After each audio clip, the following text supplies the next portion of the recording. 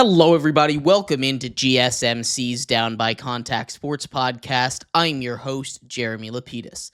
Today is Wednesday, April 23rd. I hope everybody's had a great day so far. Today is the day before the draft, NFL Draft Eve, and we're going to dedicate a lot of time to it. We have, of course, our final mock draft, the only mock draft in the world that's going to be 100% correct. You mark that down. It's here for you coming up in a second. Then we'll get into the playoff action from last night and preview some from tonight. The NBA, the NHL, as well as getting into the top 5 at each of the major position groups in this year's NFL draft. But before we do all of that, remember, if you would like to be an even bigger part of the show than you already are, all you need to do is go to gsmcpodcast.net. Or if you're on YouTube, you can use that super chat feature. If you do either of those two things, a message should pop up on the bottom of the screen for you, me, and everybody else around the world to see. If you do have a burning question about sports, anything at all that you would like to ask, go ahead and throw that in the comments. Throw it in the chat. I will get to it as soon as I possibly can. I appreciate everybody so much for sticking around, talking some sports with me here on a beautiful Wednesday, April 23rd. But like I was saying, we are going to start off our show with the one and only 100% correct NFL mock draft, and we're going to start off with an easy one. At number 1 overall, the Tennessee Titans select their quarterback of the future, Cam Ward out of Miami. This one is a very simple pick. According to Adam Schefter, it's already been set in stone, which, talk about the insiders a little bit.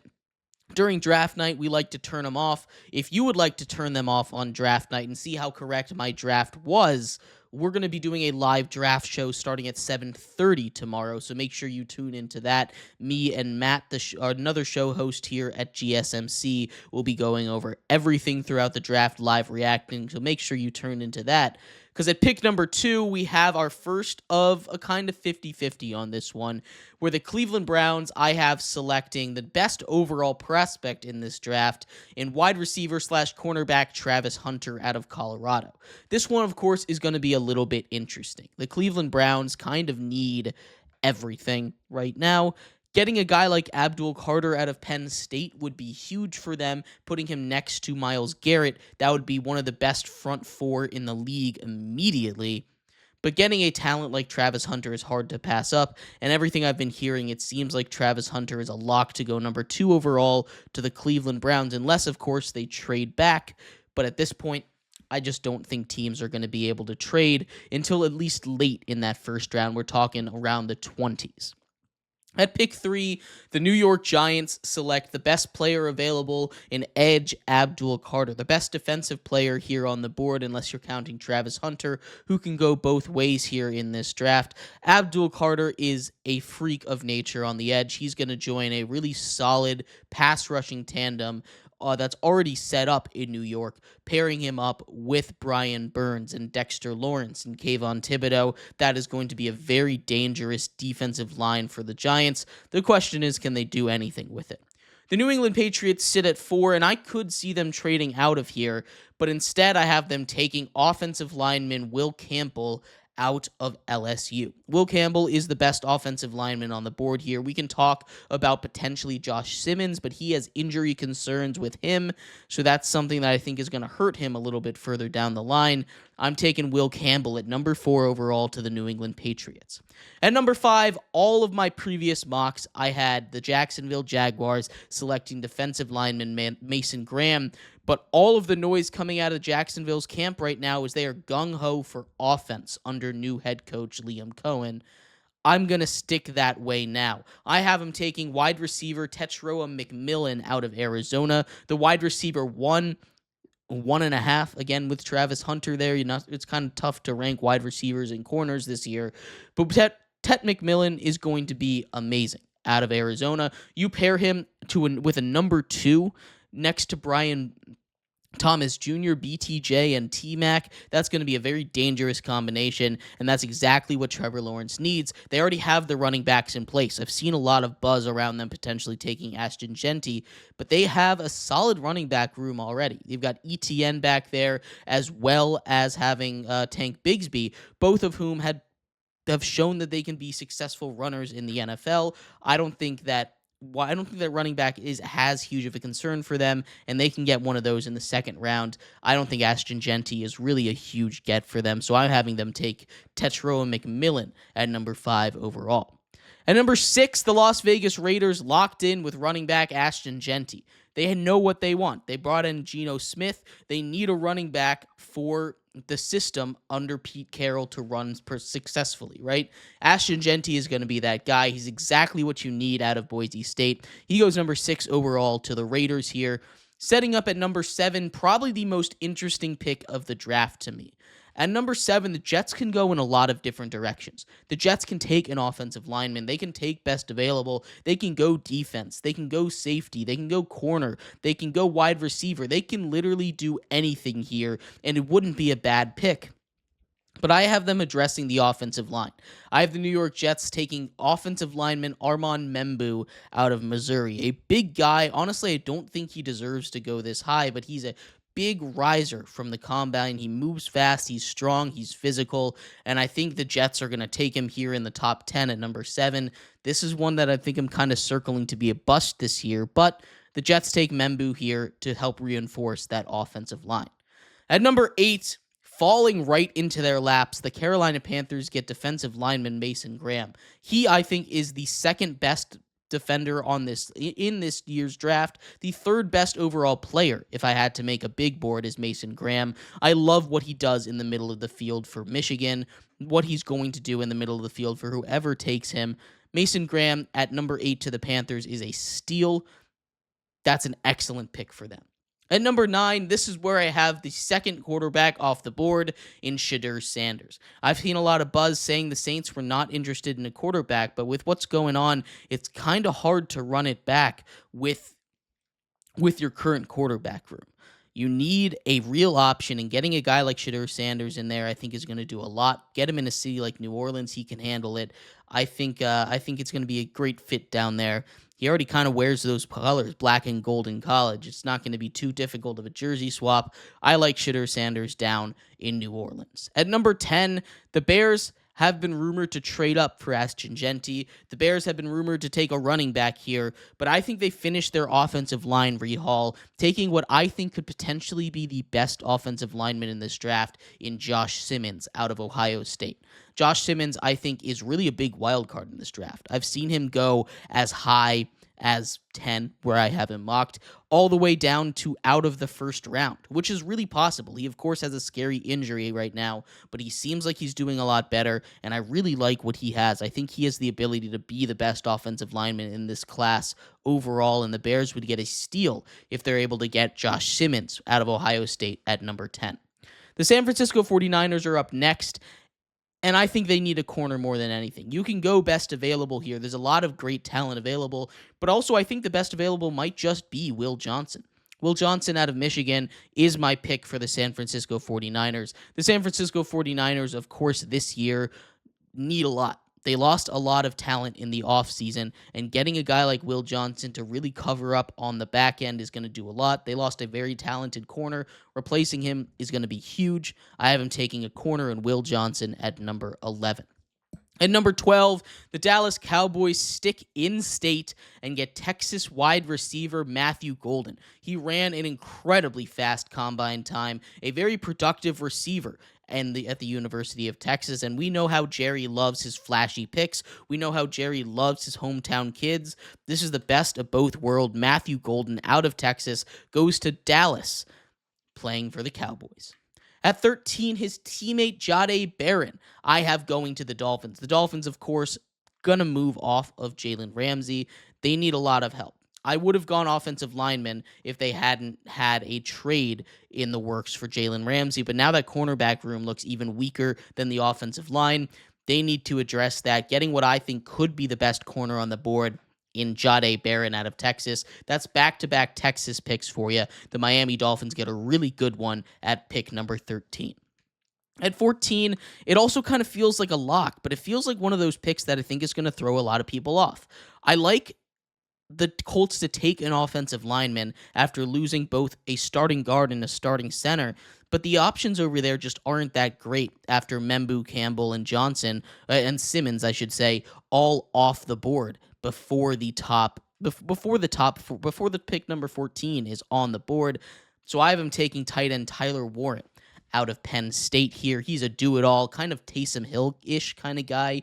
That's the comp for him. He plays everywhere. He's even played quarterback. Tyler Warren is a very great athlete, and getting a guy like that for Anthony Richardson or potentially Daniel Jones, whoever is going to start, is going to be huge. Right now, they're starting Mo Alley-Cox. So I like Mo Alley-Cox, but he's not a serious starting tight end in the league this year. You need someone over there. I have him taking Tyler Warren, who for me probably isn't tight end one, but he is a very versatile guy that Penn State rode all the way to the semifinals. At number 15, Atlanta, the Falcons, they address their biggest need, edge rusher. They go out and they get Mike Green out of Marshall. Mike Green out of Marshall, I think, is probably the best pass rusher here. I really like what he's able to do. Again, I know he played at a Sun Belt school against Sun Belt competition, but he's able to put up these numbers with the best of them. I really like what he brings to the table, and the Falcons just need production at the edge position, and Mike Green is going to be able to bring that to you. The Arizona Cardinals follow up with another guy who had a lot of production, this time at Boston College, with edge rusher Donovan Ezuraku. Donovan Ezuraku also with 16 and a half sacks on the year. He's a very, very capable defender. I think he's my top 3 edge defenders this year. I have the Cardinals taking him at number 16, a little higher than some other mocks have him, but I've had him here in mocks previously. I think the Cardinals take him when he's here on the board. At 17, the Cincinnati Bengals, don't overthink it.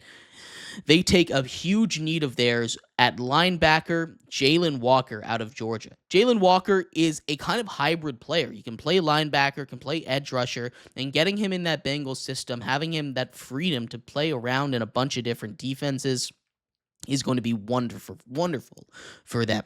They need that, especially with what's going on with Trey Hendrickson. Whether or not he'll be back, whether or not he'll be traded is still up in the air. But getting a guy like Jalen Walker that he can either play next to or behind him as a very talented player out of Georgia is exactly what the Cincinnati Bengals need.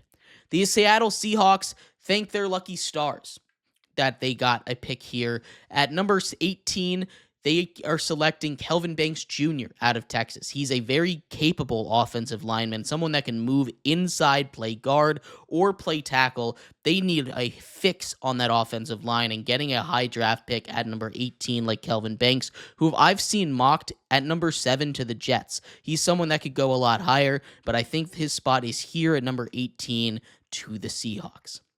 At 19, another one that I've kind of been very popularly mocking is Jahad Campbell, the linebacker out of Alabama, to the Tampa Bay Buccaneers. That's probably their biggest hole right now. This is a Bucs team that's been very successful. They don't have a lot of holes on their roster, but getting a guy like Jahad Campbell, who's a true athlete, can take over when guys retire and step in right now, immediately be a very productive player. At number 19, I think the Bucs select Campbell out of Alabama.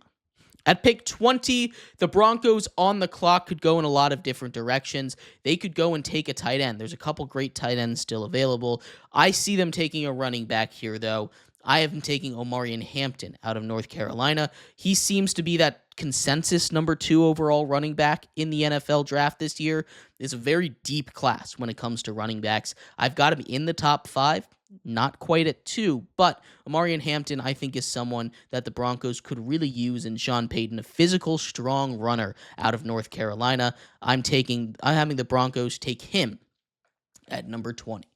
At number 21, the Pittsburgh Steelers, they don't go quarterback here. There's a lot of buzz around them taking a guy like Jackson Dart or a guy like Jalen Milroe. These 2 quarterbacks that would still be available here, potentially Shedeur Sanders if he was still available here. But I think they address a huge need after letting a guy like Larry Ogunjobi walk. They need a defensive tackle pretty badly. I have them taking the next best defensive tackle in Kenneth Grant out of Michigan. The Steelers address that hole. He's someone that some people are comparing with his teammate Mason Graham.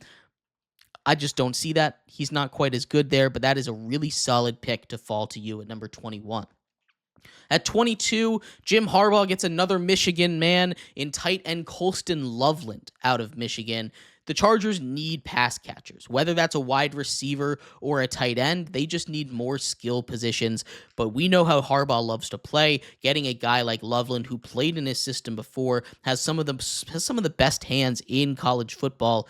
Loveland, I think, is the best tight end in this class. I think he falls to number 22 to the Chargers. At 23, there's a lot that the Packers could do. They could continue their seemingly stand of not taking an offensive weapon at all in the first round, but I think they need to. I have them taking Emeka Ibuka out of Ohio State. I think he's the best wide receiver on the board left. He's someone that I think I've mocked to the Packers a whole lot over these last couple months, but I really do love this fit. Get him on the inside. When you have Christian Watson healthy again, he can go on the outside. You have Romeo Doubs on the outside as well. That's a really solid group right there. I love Ibuka. He's someone that can step in and immediately pay dividends. At 24, the Minnesota Vikings have Walter Nolan fall to them.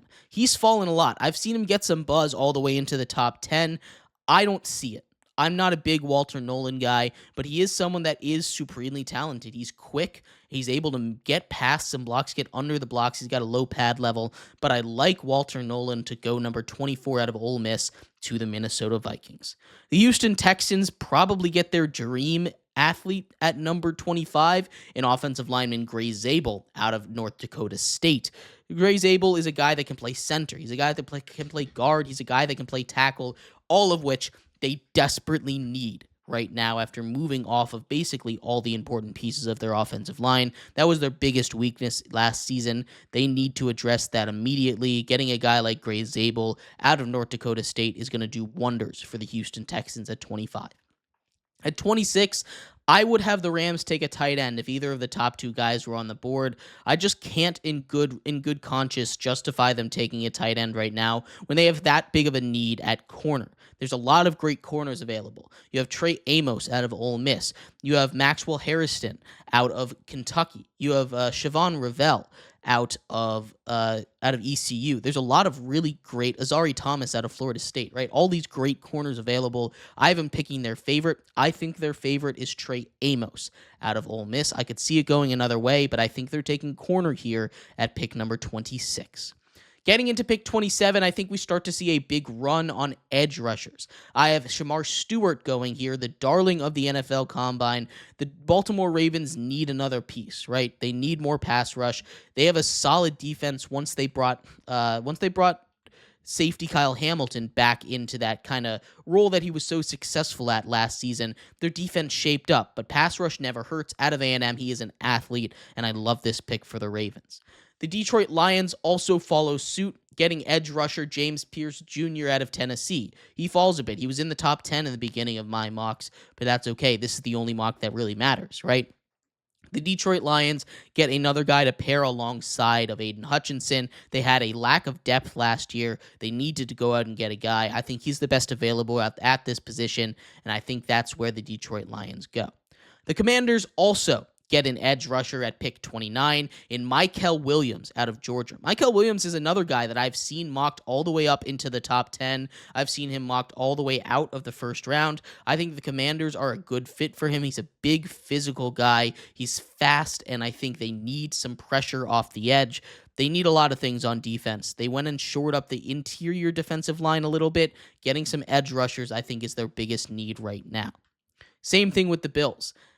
I have them taking edge rusher Nick Scourton out of Texas A&M. He's a name that's kind of started to crawl back into the first round. He was in my very first mock draft, disappeared after that, but I love what he brings to the table. He and Shamar Stewart were a deadly duo at Texas A&M last year. I think both of them go in the first round. The Buffalo Bills get their guy on the edge. More pass rush never hurts. The Kansas City Chiefs need one thing and one thing only, but that one thing really isn't there. I still have them reaching a little bit here. I have them taking offensive lineman Josh Connerly Jr. out of Oregon. He's not necessarily my favorite pick, but he is by far the best offensive tackle left on the board. The Kansas City Chiefs really just need one thing. They just need an offensive lineman, and having Josh Connerly Jr. there, even if it might be a bit of a stretch, he's someone that has first-round ability, and I think they desperately need to address that position, so they take the tackle out of Oregon. And wrapping up our perfect, 100% correct mock draft, the Philadelphia Eagles get a gift to replace C.J. Gardner-Johnson in safety Malachi Starks out of Georgia. He's my favorite safety in this draft. He's up there in the overall defenders in this draft, but there's just kind of not that much of a premium at safety. There's a lot of teams that would just say, hey, we'll get a safety later in the draft in the second round. We don't need to spend a first-round pick on him. There's a lot of other players that we could spend our first-round pick on, a lot of more premium positions. Positional value is a real thing. The Philadelphia Eagles get their guy at 32 in Malachi Starks. He finishes out our mock draft. Number 32, Malachi Starks. We'll run it through real quick, the top 10 for you. Cam Ward to the Titans, number 1. Number 2, Travis Hunter. The Giants take Abdul Carter at 3. The Patriots, Will Campbell at 4. Tetroa McMillan, 5 to the Jags. 6, the Raiders select Ashton Genty. The Jets select Armand Membu at number 7. The Panthers select Mason Graham at number 8. The Saints select Shitter Sanders at number 9, and the Bears select Josh Simmons to round out the top 10. But I'd love to hear your thoughts. Who are your top 10? What is your mock draft? Who do you have your team taking? Who do you want your team to take? I'd love to hear your thoughts. And remember, we will be live during the draft, starting at 7:30 Eastern Time, 30 minutes before the draft begins. Me and a couple other show hosts from the GSMC network will be streaming the draft all day long. Make sure you tune in for that. I can't wait to see you then, but we're going to take a quick break. When we come back, we turn our attention to the playoffs because it's not just draft season, it's also playoff time. We have not one but 2 leagues with playoffs going on. We're going to dip our toes into NBA playoff action, talk about what happened last night with Luka Doncic and the Lakers evening the series, as well as what's happening tonight and what will go on tonight between the Rockets and the Warriors. We'll be right back here on GSMC's Down by Contact Sports Podcast.